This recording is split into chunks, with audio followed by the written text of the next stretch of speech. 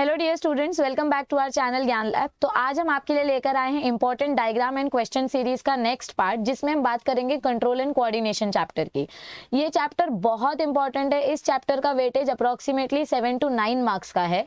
ये चैप्टर आपके लिए गुड न्यूज लेकर आई हूँ मैं कि ये चैप्टर का जो थ्योरी है, मतलब इस चैप्टर का जो एक्सप्लेनेशन है, वो हम 15 फरवरी से स्टार्ट करने वाले हैं। कब से स्टार्ट करने वाले हैं? 15 फरवरी से। इस चैप्टर के रोज एक वीडियोज अपलोड किए जाएंगे ताकि आपका ये चैप्टर आपके बोर्ड एग्जाम्स के बहुत पहले, कम से कम 1 महीने पहले, बोर्ड एग्जाम्स के 1 महीने पहले मैं ये चैप्टर पूरा खत्म कर दूंगी। ठीक है, इसकी रिकॉर्डिंग का काम ऑलरेडी चालू हो गया है, तो आपको ये चैप्टर के वीडियोस फटाफट मिलेंगे, उसका कोई आप स्ट्रेस मत लेना। तो ये चैप्टर हम जल्दी स्टार्ट करने वाले हैं और इसमें से क्या टॉपिक इंपॉर्टेंट है, क्या आपको अच्छे से पता होना चाहिए, उसके बारे में आप देख लो। हर एक वीडियो में वैसे जो मैंने रिकॉर्डिंग की है उसमें मैंने पहले से बताया है कि क्या क्या आपको ध्यान देना है, बट फिर भी चैप्टर के ओवरव्यू में से सबसे ज्यादा इंपॉर्टेंट क्या है वो हम डिस्कस कर लेते हैं। तो अगर हम देखें इस चैप्टर में क्या इंपॉर्टेंट है, इंट्रोडक्शन आपको सिर्फ रीड करना है। ठीक है, नर्वस सिस्टम इन हाइड्रा, इसमें आपको इंपॉर्टेंट क्या याद रखना है कि ये डिफ्यूज टाइप का नर्वस सिस्टम है। ये पार्ट आपको याद होना चाहिए, इसमें ज्यादा कुछ आपको याद रखने की जरूरत नहीं है। नर्वस सिस्टम इन प्लेनेरिया, इसका भी सिर्फ आपको इंट्रोडक्शन रीड करना है। न्यूरल टिश्यूज जो है, न्यूरल टिश्यू वाला पार्ट इंपॉर्टेंट है, यानी कि अगर आपको मैं बोलूं तो ये जो नर्व सेल्स हैं, मतलब न्यूरॉन्स जो हैं, ये आपको अच्छे से थ्योरी रीड करनी है। This is important. और 11th स्टैंडर्ड में आपने जो न्यूरॉन का स्ट्रक्चर देखा था, मैं जो वीडियो बनाऊंगी उसमें मैं ऑलरेडी न्यूरॉन का स्ट्रक्चर डिटेल में आपको डिस्कस करके बताऊंगी, लेकिन फिर भी अगर 11th स्टैंडर्ड की टेक्स्ट बुक से आप ये न्यूरॉन का स्ट्रक्चर देखेंगे तो आपको और ज्यादा अच्छे से समझ में आएगा। तो न्यूरॉन्स वाला पार्ट इंपॉर्टेंट है, न्यूरॉन्स का अच्छे से एक्सप्लेनेशन आपको करना है। और ये टेबल बहुत इंपॉर्टेंट है, न्यूरोग्लियल सेल्स, इसमें से किसी ना किसी एक ना एक टाइप के न्यूरोग्लियल सेल का फंक्शन आपको पूछा जाता है। सो न्यूरोग्लियल सेल्स का कॉलम इंपॉर्टेंट है। ठीक है, न्यूरोग्लियल सेल्स का। फिर आता है सिनेप्स वाला पार्ट, ये आपके सिलेबस में टोटली न्यू है, मतलब अभी तक आपने 10वीं 11वीं तक आपने ये नहीं पढ़ा था। तो सिनेप्स वाला पार्ट इंपॉर्टेंट है, इसके सारे के सारे डेफिनेशंस आपको करने हैं। All the definitions are important. मैंने अपने वीडियोस में एक एक चीज डिटेल में एक्सप्लेन की है, थोड़ा सा पेशेंस रखना। चैप्टर अपलोड होना स्टार्ट हो जाएगा, रोज आपको एक एक वीडियो मिलेगी, एक दिन में कभी 2 वीडियोस भी मिल सकती हैं, क्योंकि आपका सिलेबस कंप्लीट करना है। तो मतलब जैसे जैसे हमारे लिए पॉसिबल होगा हम वीडियोस अपलोड करते जाएंगे। तो मैंने एक एक चीज बहुत अच्छे से एक्सप्लेन किया है, तो स्ट्रेस बिल्कुल मत लेना। तो ये सारे डेफिनेशंस आपको करने हैं, सारे डेफिनेशन इंपॉर्टेंट है। ये डायग्राम मैंने बहुत अच्छे से एक्सप्लेन किया है, तो ये डायग्राम भी आपको करना है। It is also very very important. इतना कॉम्प्लिकेटेड डायग्राम देखकर डरना बिल्कुल नहीं है। ये डायग्राम इजी तरीके से कैसे लर्न किया जाए ये मैं वीडियो रिकॉर्डिंग में बताऊंगी, तो आप स्ट्रेस बिल्कुल मत लेना। ये डायग्राम आपको आराम से समझ में आ जाएगा जब आप मेरी वीडियोस देखोगे। फिलहाल हम क्या बात कर रहे हैं, जिन बच्चों का ऑलरेडी ये चैप्टर पढ़कर हो गया है, अगर आपने दूसरी चैनल से या कॉलेज में या क्लासेस में ये चैप्टर पढ़ लिया है, तो सिर्फ उनके लिए मैं ये बता रही हूँ कि इसमें से क्या इंपॉर्टेंट आपको करना है।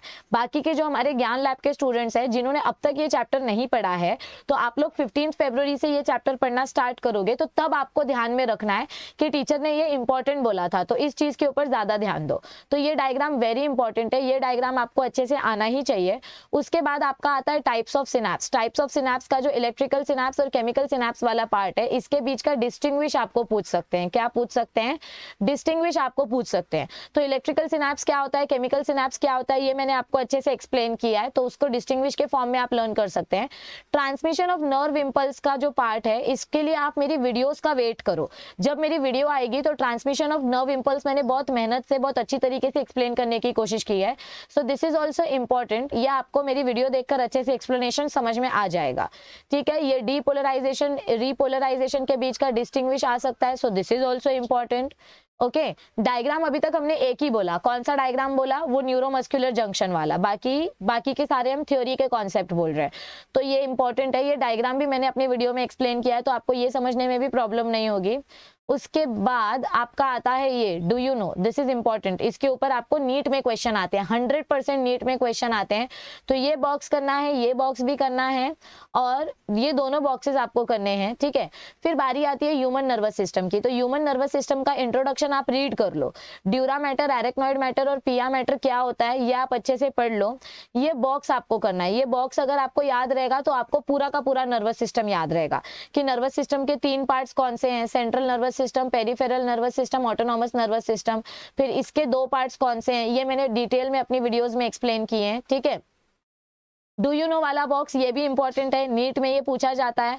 ऑलवेज रिमेंबर वाला बॉक्स ये भी इंपॉर्टेंट है। इस चैप्टर के डू यू नो और ऑलवेज रिमेंबर सारे बॉक्सेस इंपॉर्टेंट है, ठीक है। फिर बारी आती है ह्यूमन ब्रेन की, तो ह्यूमन ब्रेन की थ्योरी आपको पढ़नी है। This human brain theory is important. इसमें से आपको कोई ना कोई फंक्शन पूछा जाता है कि सेरिब्रम का फंक्शन क्या है, या सेरिब्रम के जो अलग अलग पार्ट्स है उनका फंक्शन क्या है। This is very important. देखो इस चैप्टर में आप ज्यादा कुछ स्किप नहीं कर सकते, एंडिंग में थोड़ा सा पार्ट आप स्किप कर सकते हो।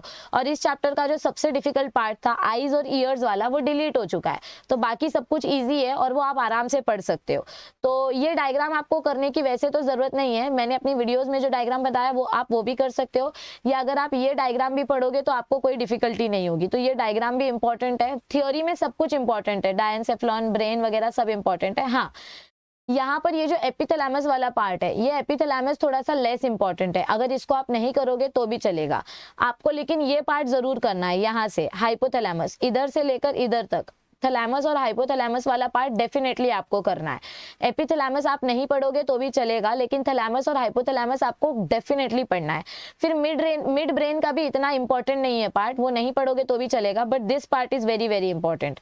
ऑलवेज रिमेंबर वाला पार्ट बहुत इंपॉर्टेंट है, इसमें से क्वेश्चन आएगा ही आएगा, या तो वर्निक्स एरिया के ऊपर या तो ब्रोकाज एरिया के ऊपर। हिंड ब्रेन भी इंपॉर्टेंट है, ये आपको करना है क्योंकि इसमें हमने मेडुला ऑब्लोंगेटा के बारे में बात की है। मेडुला ऑब्लोंगेटा ही आगे एक्सटेंड होकर स्पाइनल कॉर्ड बनाता है। स्पाइनल कॉर्ड का ये स्ट्रक्चर देखो, दो डायग्राम्स अभी तक हमने बोल दिए। कौन सा दो डायग्राम? एक न्यूरोमस्कुलर जंक्शन वाला और एक ये टीएस ऑफ स्पाइनल कॉर्ड। ये दोनों के दोनों डायग्राम्स बहुत इंपॉर्टेंट है, ये आपको 5-5 बार ड्रॉ करके प्रैक्टिस करना है, ठीक है। पेरिफेरल नर्वस सिस्टम का थ्योरी आप पढ़ लो, ये टेबल में से आपको 2 से 3 टाइप के नर्व्स का एग्जाम्पल अगर आपने पढ़ लिया 1 2 3 तो भी बस हो जाएगा। 3 से 4 एग्जाम्पल्स आप कर लो, ज्यादा कुछ नहीं करना है इसमें से, ठीक है। इतना बड़ा पूरा टेबल करने की जरूरत नहीं है। उसके बाद नंबर और and types of spinal nerves, ये भी सिंपल है, ये डायग्राम की मदद से आप देखोगे तो आपको कुछ डिफिकल्टी नहीं होगी ये समझने में। और डू यू नो वाला बॉक्स इंपॉर्टेंट है, मैंने आपको बोला इस चैप्टर के सारे डू यू नो और ऑलवेज रिमेंबर वाले बॉक्स इंपॉर्टेंट है, ठीक है। ओके, तो ये वाला डायग्राम भी इंपॉर्टेंट है, ये डायग्राम भी हम लेक्चर में एक्सप्लेन करेंगे। ये डिलीटेड पार्ट है, इसको ओमिट करना है। रिफ्लेक्स एक्शन के पार्ट को आपको बिल्कुल नहीं पढ़ना है, ये आपको ओमिट कर देना है, और ये टेबल आपको ओमिट कर देना है। ये दोनों टॉपिक्स डिलीट हो गए हैं तो एक बोझ आपका कम हो गया है, ठीक है। नहीं तो रिफ्लेक्स एक्शन के ऊपर एक क्वेश्चन आता ही आता था, तो वो करने की जरूरत नहीं है आपको। ये डायग्राम करने की जरूरत नहीं है, बिल्कुल करने की जरूरत नहीं है। इसके पीछे का थियोरी आप समझ लो, डायग्राम ड्रॉ करने की आपको बिल्कुल जरूरत नहीं है, ठीक है। फिर उसके आगे आता है आपका कंपैरिजन बिटवीन, हाँ ये very very very important question है। This is very very very important, इसके आगे मैं कुछ बोलूंगी नहीं। सिंपैथेटिक एंड पैरासिम्पैथेटिक नर्व्स के बीच में आपको डिफरेंशिएशन पूछा जाता है, so this is very very very important part, okay. फिर उसके बाद आपका आता है क्लासिफिकेशन ऑफ रिसेप्टर्स। सॉरी, ये जो रिसेप्टर वाला पार्ट है ये पूरा डिलीटेड है, ये रिसेप्टर वाला पार्ट जो है ये पूरा डिलीटेड है, तो इसके आगे के पूरे पार्ट डिलीट हो जाएंगे। ये पेज पूरा कट कर दो, ये कुछ भी नहीं करना है आपको। आईज और ईयर्स आपको कुछ भी नहीं पढ़ना है, पूरा सेंसरी रिसेप्टर्स जो है वो डिलीटेड हो चुका है आपके सिलेबस से, ठीक है। ये पूरा का पूरा, एक सेकेंड देख लूं मैं भी, सेंसरी रिसेप्टर्स पूरा का पूरा आपके सिलेबस में से डिलीट हो चुका है, आपको उसमें से कुछ भी नहीं पढ़ना है, ठीक है। ये sensory receptors is completely deleted from your syllabus, ये भी नहीं करना है। आईज ईयर्स पेज नंबर 204 भी नहीं करना है, ठीक है। ये सब डिलीटेड है, कुछ नहीं करना है आपको। आईज ईयर्स किसी का स्ट्रक्चर नहीं करना है, किसी की थ्योरी नहीं करनी है, everything is deleted from this part, okay. ये मैकेनिज्म ऑफ हियरिंग ये सब डिलीटेड है। हाँ, यहाँ से इंपॉर्टेंट पार्ट चालू होता है आपको फिजियोलॉजिकल डिजीजेस, पार्किंसन डिजीज क्या होता है, अल्जाइमर्स डिजीज क्या होता है, सबका डेफिनेशन आपको याद होना चाहिए। इन डिजीजेस का डेफिनेशन याद होना चाहिए आपको। पूरा डिजीज का थ्योरी याद नहीं हो रही है कोई बात नहीं, आप छोड़ दो, लेकिन इनका डेफिनेशन कंपलसरी याद करो। एग्जाम में एक ना एक एमसीक्यू या एक ना एक 1 सेंटेंस 100% आएगा इसके ऊपर, ठीक है। फिर endocrine system very very important, यानी कि यहाँ पर हार्मोन प्रोडक्शन एंड सिक्रीशन के बारे में बात की गई है, तो इसमें आपको सब कुछ करना है। हार्मोन प्रोडक्शंस के बारे में आपको सारे हार्मोन्स के बारे में पढ़ना है। इसमें से डायग्राम के लिए आपको ये मैकेनिज्म याद होना चाहिए, ये मैकेनिज्म याद होना चाहिए, ये दोनों इंपॉर्टेंट मैकेनिज्म है। इसमें याद करने लायक कुछ नहीं है, जब एक्सप्लेन करूंगी तब आपको समझ में आ जाएगा। देखो अब तक 4 डायग्राम हमने बोला, एक न्यूरोमस्कुलर जंक्शन, एक TS of spinal cord, TS of spinal cord के पीछे जो एक स्ट्रक्चर है वो, और ये जो ऊपर हमने जो ये 2 पाथवे बोले, ये 2 पाथवे, सो टोटल 5 डायग्राम्स हो गए, ठीक है, इस चैप्टर में से। फिर उसके बाद आपका आता है पिट्यूटरी ग्लैंड का स्ट्रक्चर। ये जब मैं लेक्चर में ड्रॉ करके बताऊंगी तो आप ऐसे ड्रॉ कर लोगे, ठीक है। सो दिस पिट्यूटरी ग्लैंड वाला स्ट्रक्चर इज ऑल्सो इंपॉर्टेंट। इसका थ्योरी भी आपको डेफिनेटली पढ़ के जाना है। ये जितने भी टाइप के हॉर्मोन्स है सबका दो एग्जाम्पल पढ़ लो, आपको कुछ प्रॉब्लम नहीं होगी। पीनियल ग्लैंड भी हम पढ़ेंगे, तो पीनियल ग्लैंड का स्ट्रक्चर भी आपको याद होना चाहिए। 7 स्ट्रक्चर हो गए टोटल।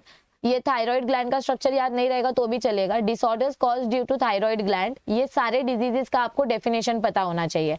हाइपरथायरॉयडिज्म क्या होता है, ग्रेव्स डिजीज क्या होती है, हाइपोथायरॉयडिज्म की वजह से क्या होता है, सारे डिजीजेस का डेफिनेशन आपको पता होना चाहिए, ठीक है। पैराथायरॉयड ग्लैंड भी आपको पढ़ना है। ये डायग्राम कर लो, इंपॉर्टेंट है। इसका लेबलिंग आपको पूछ सकते हैं, ओके। फिर उसके बाद थाइमस ग्लैंड में से भी ये डायग्राम कर लो, इंपॉर्टेंट है। देखो मैं बार बार बोल रही हूँ, आप लोग बोलोगे, गुस्सा करोगे कि टीचर आपने तो सब कुछ पढ़ने बोला, लेकिन आईज और ईयर्स वाला पार्ट तो डिलीट हो गया है, रिफ्लेक्स एक्शन का पार्ट डिलीट हो गया है, और ये चैप्टर है ही इंपॉर्टेंट, तो अब हम क्या करें। आप टेंशन मत लो, आपका ये चैप्टर हम पूरा कंप्लीट करेंगे यूट्यूब पर, और आपको बिल्कुल दिक्कत नहीं आएगी। बस थोड़ा सा पेशेंस रखना, आपको सब कुछ समझ में आएगा, ठीक है। तो आगे क्या बताया गया है, ये टेस्टिस वगैरह, ये गोनैड्स वगैरह तो आप एनिमल रिप्रोडक्शन सेकेंड चैप्टर में पढ़ चुके हो ऑलरेडी। ये सारा 11th स्टैंडर्ड का ही समरी है। तो ये डू यू नो वाला बॉक्स एक बार रीड कर लेना, और ये वाला पार्ट पूरा एक बार रीड कर लेना, तो आपका ये चैप्टर खत्म हो जाएगा। तो इस तरीके से हमारा ये चैप्टर में से जो इंपॉर्टेंट, जो वेरी वेरी इंपॉर्टेंट है वो बिल्कुल स्किप मत करना, और जो लेस इंपॉर्टेंट है वो अगर आपने सिर्फ एक बार रीड कर लिया तो भी सफिशिएंट है। देखो जो वेरी वेरी इंपॉर्टेंट है उसको लर्न करो, और बाकी जो कम इंपॉर्टेंट है उसको सिर्फ रीड करो, 1 से 2 बार रीड करो, इतना सफिशिएंट हो जाएगा, ताकि अगर एग्जाम में आए तो आप ओन वर्ड से लिख सको। लेकिन हर एक डिजीज का डेफिनेशन जरूर लर्न करना। तो इतना ही इस चैप्टर के बारे में। जल्दी हम आपके लिए लेकर आएंगे नेक्स्ट वीडियो, जिसमें हम बात करेंगे आगे के चैप्टर्स के बारे में। अगर ये वीडियो अच्छी लगी है तो फटाफट से लाइक बटन पे क्लिक कर दो, फ्रेंड्स के साथ शेयर कर दो, चैनल को अब तक सब्सक्राइब नहीं किया तो सब्सक्राइब कर लो। तबीयत का ध्यान रखो और पढ़ते रहो, क्योंकि आप पढ़ते रहोगे तो हमारी एफर्ट्स यूज हो जाएंगे। हम इतनी जो मेहनत ले रहे हैं उसका कुछ ना कुछ यूज हो जाएगा। अगर आप पढ़ोगे नहीं तो हमारी एफर्ट्स वेस्ट हो जाएंगे। और जितना ज्यादा जल्दी हो सके 10,000 सब्सक्राइबर्स करवा दो, क्योंकि क्रैश कोर्स जो चालू है उस क्रैश कोर्स में हम आपको इंग्लिश के टिप्स देना भी स्टार्ट करने वाले हैं। अब तक अगर आप हमारे फ्री लाइव क्रैश कोर्स के लेक्चर्स अटेंड नहीं कर रहे हो तो प्लीज टेलीग्राम ग्रुप ज्वाइन करो। लिंक में हमने डिस्क्रिप्शन में हमने लिंक दी हुई है। प्री क्रैश कोर्स सुबह 8 बजे और रात को 10 बजे होता है। एक दिन सुबह बायो शाम को फिजिक्स, तो दूसरे दिन सुबह फिजिक्स शाम को बायो। रोज सुबह 8 बजे और रात को 10 बजे आपको सब काम छोड़कर हमारा क्रैश कोर्स अटेंड करना है, क्योंकि आपका पूरा सिलेबस हम रिवाइज कर देंगे बायो और फिजिक्स का। तो वीडियोस अच्छी लग रही है तो जरूर शेयर करना, क्योंकि शेयरिंग इज केयरिंग, ठीक है। चलिए मिलते हैं जल्दी। Thank you, see you soon, stay tuned.